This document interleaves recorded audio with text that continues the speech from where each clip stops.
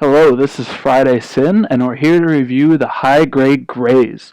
This is the second model in the Iron-Blooded Orphans line. Let's go ahead and jump right into it. Let's start off by, of course, looking at coloring.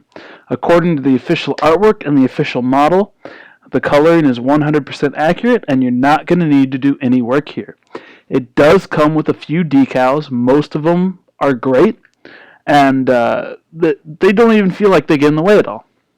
So anywhere you see yellow is a decal. So you have the two on the front here, the one on the head, and one long one on the back. And they all go on great. They easily wrap around, and they just feel unobtrusive, so they really work. So the final sticker is that circle one there, which doesn't work as well as the rest because it's not seeing a nice flat surface. And in fact, that sticker doesn't even match the official artwork or the official model's coloring of that part.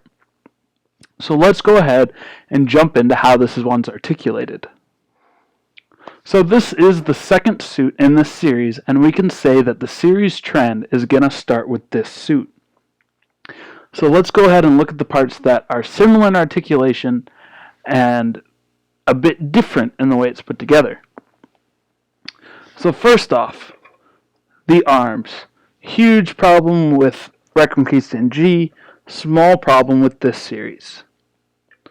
You still have it just like the Barbados Gundam, where it goes just a little bit past 90 degrees, but it's stopped there because of the single joint in the arm there.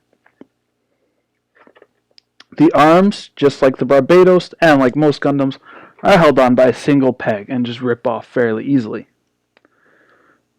Just like the Barbados, this also has a slight inner frame to it that makes it very easy to build. Your arms are on a single ball joint, and like the Barbados, you have a constructed hinge of two parts that lifts up. Now, something that's a little hard to see is the large polycaps. I'll just take off the arm there. The large polycaps that you normally see stored in the feet are stored on the side of the body here.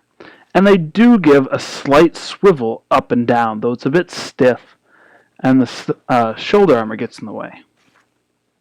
So let's go ahead and look at the shoulder armor here. This is on a double hinge system. There's a hinge that goes down into the joint, and then it of course is held in by two pegs, so it has just a slight bit of rotation up, not very much. We'll go farther down to the arm here. So we have the hand on the usual ball joint, and this piece right here swivels all the way around.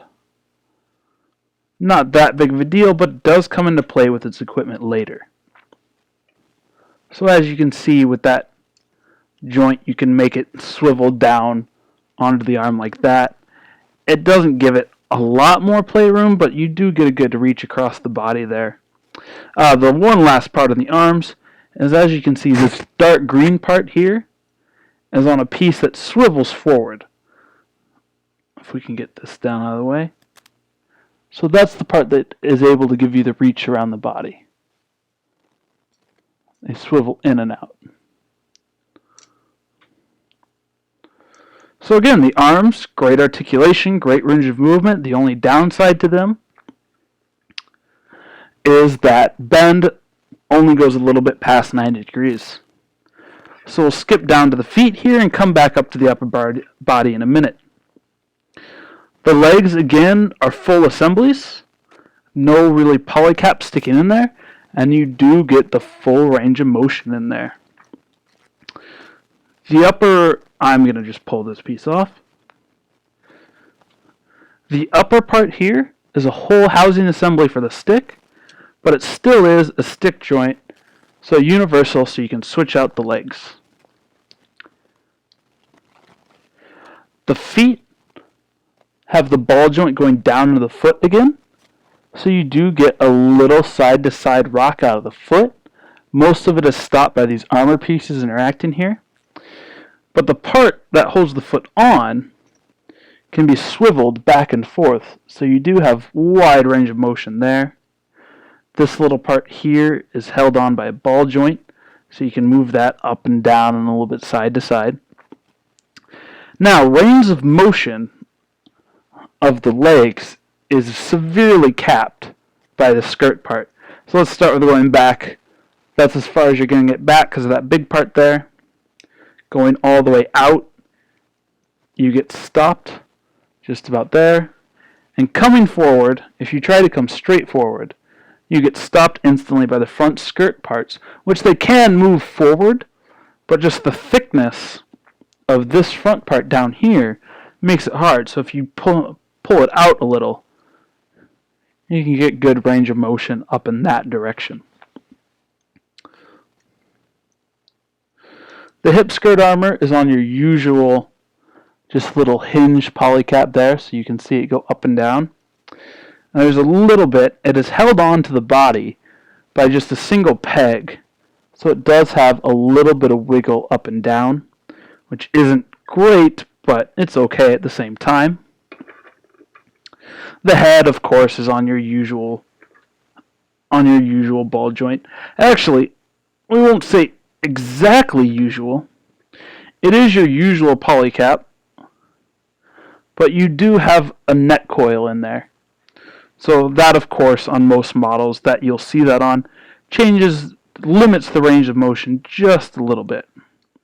So now, going down from the torso into the legs is a ball joint, so you get your usual side to side, quite a lot of movement, forward, backward, and then just like Barbados, this upper body has a lot of ab crunch to go forward. So you can crunch it forward and rock it back on the ball joint, then have it sit lower than when you lift it up and rock it forward. The head, of course, there's a little slot here, so the head can, of course, dip down into here, just like that. There's two sets of thrusters for this guy. One you saw earlier, and I pulled that off. So it clicks into the back here, and it's not the greatest thing. If we can clip it back on here. There we go. So this has up and down motion attached to the back here, and also each one can swivel on the other end of that as well. You also have two more, so you can choose between these and the two in the back, and they don't have the same range of motion because they'll turn in those back holes side to side, but they still do have rotation here.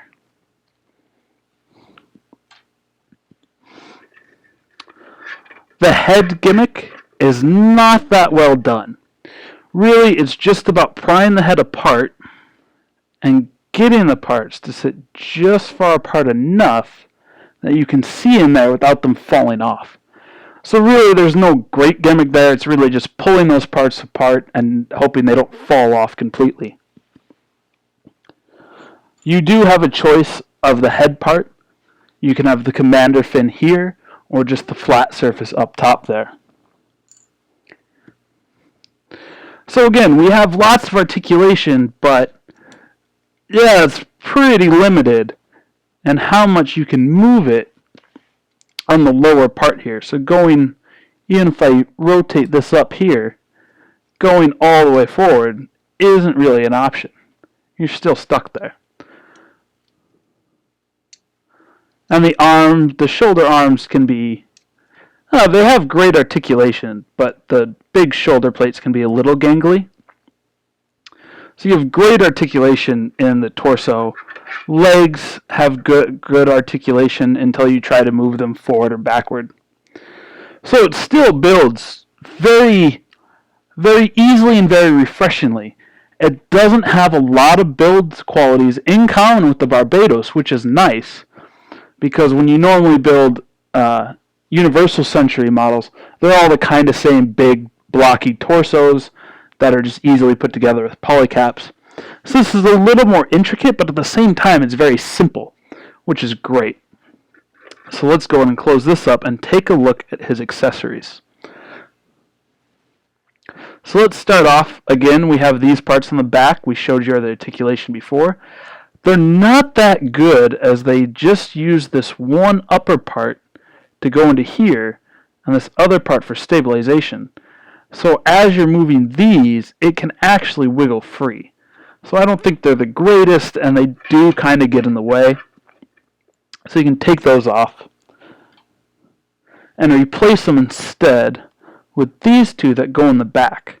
Now these back holes are the same width apart as the Barbados, but because of the big strip in the middle, you can't put the Barbados's backpack onto the Graze.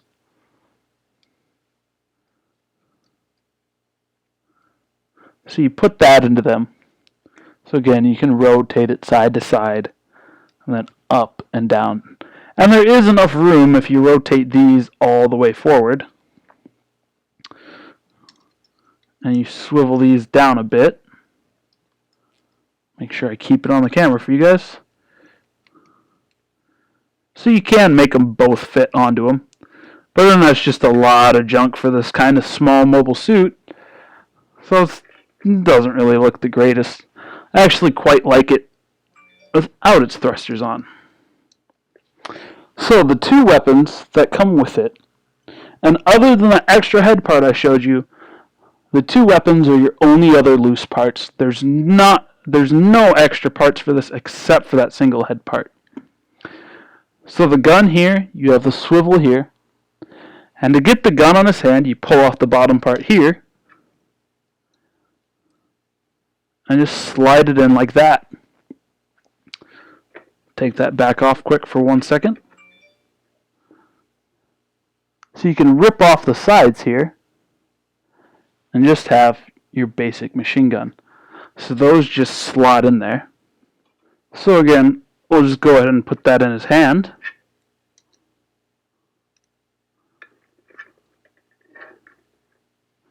So now that part that rotated earlier has a small slit in it. And that's mainly there to use equipment. So as you can see, there's a tag here on the bottom. So you put the upper tag into the gun, and the lower tag just easily snaps right into there. And that holds it on. It's not going to come out. And it looks great. But with the articulation here, you try to do a full body reach across, and you can't really do... You can kind of get it, but it's a bit... see, his hand popped off. It's kind of difficult to get him into the proper pose to do the holding on the side shooting. And then you have his giant axe, which has a tag on both sides you can put on either hip, which of course has the peg hole for it. So it sits on there nice, and of course it just slides into the hand, and he holds it. However, it's not as nice as the gun because it is circular in a square hand, so it just can freely spin around on you. Which, if you're just trying to pose it and not knock it over, that's okay, but if you're going to be playing with it, yeah, it's going to be swiveling on you. So I'd prefer the weapons to be stuck in hand, but you know, that lets you put it in different angles if you really want to. So before I get into the MS option parts you can use with this guy, I'll just go ahead and give my verdict on him. It's a great second suit. It looks good. It's fairly cheap. It offers a new build style, and other than the little bit of poor articulation in the legs and the cumbersomeness of the back thrusters, it's a great suit. It's got, you know, great posability in there. I think it's fun to play with. The shoulders are a little gangly, and the legs, it's hard to pose them at the hips, but everything else about this is great. So I think we're in for a real treat when it comes to the rest of the Iron-Blooded Orphans line, and I hope it keeps up with as good as Barbados and Graze has been, and hopefully adds a little bit of extra arm articulation in there. So that's my verdict on that. So let's go ahead and get into the MS option parts that also came out side by side with this guy. So there's two parts. So there's two parts that can be used with the Graze and the little guy for posing him. So let's go into this little... I haven't watched the show yet, so I'm not sure what this is called. So you have a little bit of side to side on these tracks here, which is stopped by that big part in the middle. And then the guns on the side here can rotate all the way around. And that's all there is to that. So the other part, or the part that can be used with the Graze, is this small handgun here. Has a little bit of swivel there. Has this part here that can be pulled off. And then you can pull that off and then put each one of these on each side and put that onto the bottom there. But if you put that on the bottom and have it hold like that, you can attach it to the big lance here. So it just slides into the lance like that, slides into his hand, and he holds it fine. The lance itself has a bit of spin, and you have this part that spins here. Now you have to take the gun out of the lance before you can put it in his hand. So it just sits in his hand, and you slide the lance on. And it does look pretty good. It makes him very heavy, and with a small base, it's kind of hard. There we go, now he's standing with it. Now it doesn't lock into his arm there, because the lance is actually meant to be used with the customized Graze that is going to be coming out later. So the other part that definitely is meant to work with this Graze is the shield. So it's just on a small little peg there. So you put that in and you can spin it all the way around. The handle here flips up and down. So you put that into his hand, and the green part, you can swivel that to the side, or you can rotate his hand depending on which angle you want him to hold it. And you just clip it in, and then he has a great shield that he holds onto nicely. And because of that swiveling part, again, you can pick exactly how you want it to look. So those are the parts that came with that. Again, if you wanted to get these parts, it raises the cost of the model just a little bit because you're paying for those too. But the shield's great. The second gun and the lance, even though it's not exactly meant for the standard Graze, are both great and they both work great. So guys, let's hope that this line keeps on continuing. I hope you enjoy building yours as much as I did mine. It's really tempting to get more. I think this is the first general purpose suit that I've wanted to just have more of. Let me know what you think. Like and share this if it helped you out. And I'll see you next time, guys. Have a good one.